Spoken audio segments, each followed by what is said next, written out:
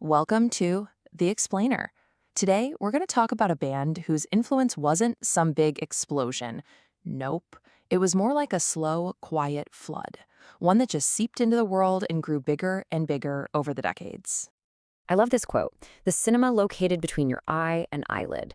That's how the musical duo Stars of the Lid actually described their own music. I mean, think about that. It's this huge internal world, not built on loud noises or crazy beats, but on space, on texture. It's like they were making a soundtrack for your own thoughts. So the big question is, right? How did two college kids with barely any gear create some of the most just profound ambient music ever? Well, their story is this amazing mix of quiet rebellion, sticking to some really simple ideas, and you'll see a fascinating and often overlooked sense of humor. Okay, let's get into it. Part 1, Forged in Quiet Opposition. We're heading back to the early 90s, Austin, Texas. But forget about smoky bars and packed concert halls. Our story starts somewhere much quieter, a college radio station. And that's where Adam Wiltsey and Brian McBride first cross paths. So these two guys, they bonded over their love for the minimalist composer Eric Satie. And you have to understand, that sound was the complete opposite of what was happening in Austin at the time. The story goes they actually put on a Satie record at a party. And yeah, it did not go over well. Adam Wiltsey called the scene a white boy funk craze. So you see, they weren't just making different music for the sake of it, they were actively pushing back against all that noise. And this really just lays it all out, doesn't it? On one side, you've got the 90s Austin scene. Rock, country, that white boy funk. It's loud, it's meant for clubs. And then you've got Stars of the Lid. They're listening to Eric Satie. They're making drone music. And their main piece of gear? A simple 4-track recorder. And, in their own words, a couple of crappy mics. It's a totally different universe. So, because they were so different, they had no real community. They couldn't get gigs. And this is the key point right here. That isolation, it became their engine. It forced them to just focus on recording. Wiltsey said nobody knew what to do with them, so playing live was pretty much a non-starter. So that isolation, it pushed them inside, into the studio. And the studio itself, well, that became their main instrument. So let's talk about their process now, the art of letting go. Because that isolation we just mentioned, it directly led to this really unique creative philosophy they had. It was honestly just as unique as the music they were making. Their process was, well, it was simple. They'd start with a melody, slow it way, way down, and then they had to embrace their biggest limitation, that little 4-track recorder. Now, this wasn't just a piece of gear. It defined their whole approach. To add more layers, they had to combine tracks, bounce them down. And once you did that, there was no going back. It was permanent. You had to commit. You had to let go and just move on.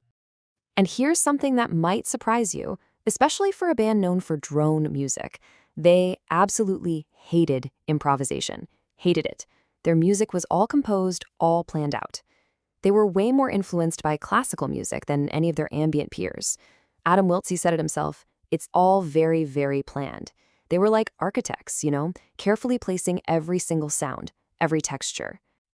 And this attitude, this quote from Adam Wiltsey, I am definitely my own worst critic, and I still love getting bad reviews. That says it all, doesn't it?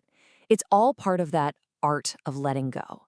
They weren't trying to make something impossibly perfect, which is a trap that so many artists fall into. They made the thing, put it out there, and moved on. That was their secret. Okay, section 3, refining the decline. So this whole process, this philosophy of composing and then letting go, it all built up to this one moment in 2007. And what came out of it is what pretty much everyone agrees is their masterpiece. A massive 2-hour-long double album that would also be their last. The album's title is And Their Refinement of the Decline. I mean, what a title. It's basically about entropy, right? The idea that everything tends to lose energy and get more disordered over time. But instead of fighting it, they leaned into it. They were trying to capture that process, that sweeping symphony of decay, and find the incredible beauty in things as they slowly come apart. And the critics, they absolutely got it. The album got an 87 on Metacritic, which is huge. It really cemented their legacy. Pitchfork called it a journey into a place that was starker, quieter, somehow even more subtle than anything they'd ever done before.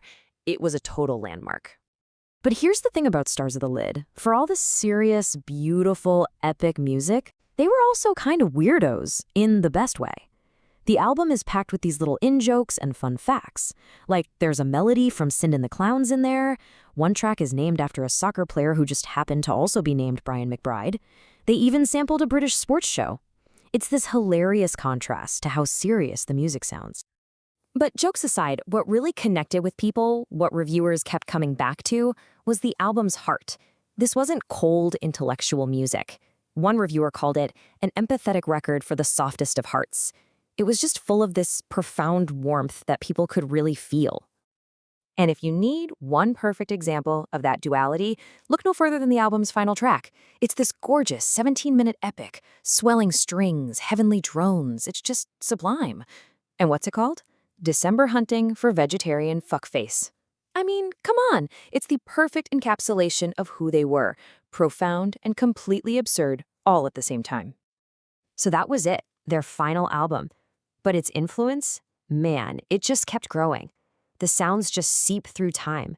It became this touchstone for so many people. One writer even called it an emotional life jacket, which I think is a beautiful way to put it. And then, tragically, in 2023, Brian McBride passed away. And that was the definitive end of the project, the end of one of music's greatest and quietest creative forces.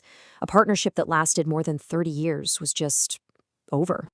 Adam Woltze has talked about how there is one last, unreleased piece of work, something they were both really happy with.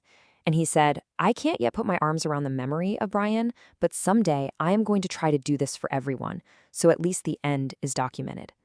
It's not about a reunion, you know. It's about sharing a time capsule, documenting the final chapter of their incredible partnership. So that leaves us with this big question, doesn't it? How can music with no words say so much? How can it articulate these spaces that are, beyond language? I think the legacy of Stars of the Lid is that they gave us the answer. They showed us how. They built these unbelievable worlds of feeling and memory and meaning, and they did it all without ever saying a single word.